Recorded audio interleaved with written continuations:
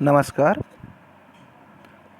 आज हम M Com 4 semester के group C banking and insurance के एक पेपर सामान्य बीमा के कुछ टॉपिक पर चर्चा करेंगे।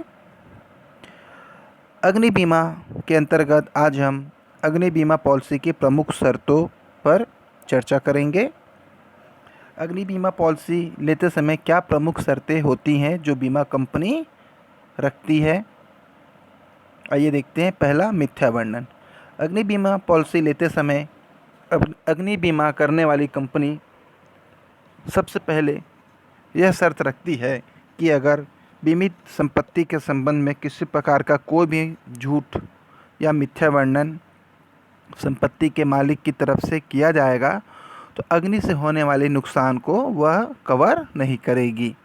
दूसरा, बीमित संपत्ति में परिवर्तन।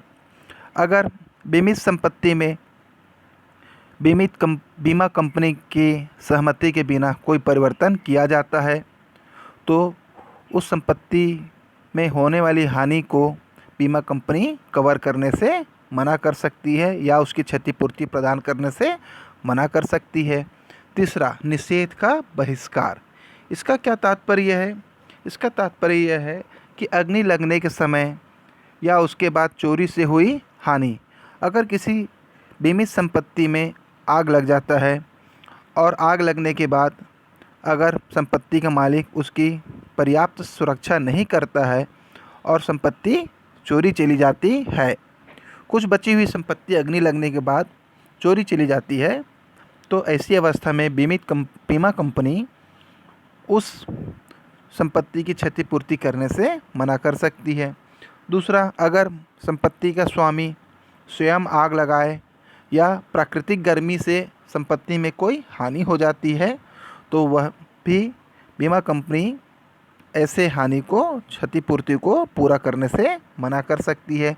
जैसा कि हमने इस पहले के वीडियो में आपको बताया है, स्वयं आग लगाना एक नैतिक जोखिम के अंतर्गत आता है और इस प्रकार अग्नि बीमा कंपनी संपत्ति के मालिक के द्वारा संपत्ति में स्वयं आग लगाने पर ऐसी क्षतिपूर्ति को भुगतान करने से मना कर सकती है। इसकी में सरकारी आदेशानुसार अगर संपत्ति को जलाने का आदेश होता है तो भी अग्नि बीमा कंपनी ऐसी संपत्ति की क्षतिपूर्ति करने से मना कर सकती है। या फिर आकाशीय बिजली गिरने से हुई हानि को भी बीमा कंपनी क्षतिपूर्ति को करने से मना कर सकती है।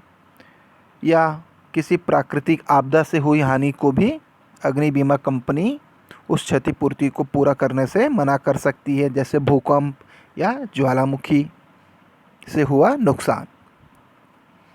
चौथा है क्षतिपूर्ति का दावा।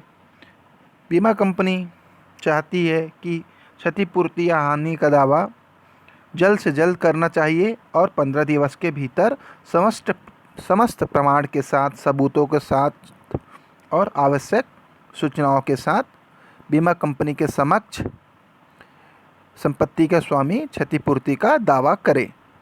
अंशदान, ये क्या होता है? कभी कभी एक संपत्ति का मालिक अपनी संपत्ति का बीमा कई बीमा कंपनियों से करा लेता है, एक से अधिक बीमा कंपनियों से करा लेता है और संपत्ति के जलने पर वह क्षतिपूर्ति सभी कंपनियों से मांगता है। इस अवस्था में बीमा कंपनियां यह जांच करती है कि कहीं वह संपत्ति एक से अधिक बीमा कंपनियों से बीमा पॉलिसी तो उसने नहीं ले रखा है। अगर ऐसा होता है तो सभी बीमा कंपनियां मिलकर अनुपातिक रूप से उस क्षतिपूर्ति को पूरा करती है। छठवां है आग लगने के बाद बीमा कंपनी के अधिकार। आग लगने के बाद बीमा कंपनी के अधिकार है कि वह ऐसी संपत्ति जो आग लग चुकी है उसे अपने कब्जे में ले ले और उसकी नुकसान की क्षतिपूर्ति की राशि निर्धारित करे और उसका भुगतान करे। सातवां है युद्ध दंगा की स्थिति में कोई भी क्षतिपूर्ति की राशि का दावा स्वीकार नहीं किया जाता है। अगला पॉइंट है पॉलिसी का नवीनीकरण। पॉलिसी का नवीनीकरण, जैसे ही पॉलिसी अगर 1 वर्ष के लिए लिया गया है, 6 महीने के लिए लिया गया है, समय बीत जाने के बाद पुनः पॉलिसी का नवीनीकरण कराना पड़ता है। फिर से पॉलिसी लेने की प्रक्रिया दोहराई जाती है। इसमें चाहे तो कंपनी पॉलिसी का नवीनीकरण करने से मना भी कर सकती है, और अगर वह बीमा कंपनी फिर से पॉलिसी का नवीनीकरण अगर करना चाहे, अगर उसे ग्राहक से प्रस्ताव प्राप्त होता है तो पूरी प्रक्रिया फिर से अपनाई जाएगी। 9वां पॉइंट है पॉलिसी को निरस्त करना।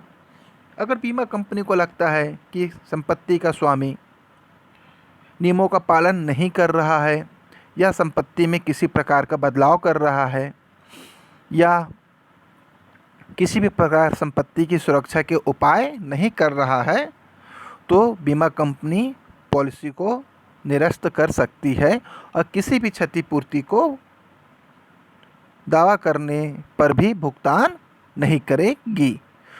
तो ये अग्नि बीमा पॉलिसी की प्रमुख शर्तें थीं। Thank you.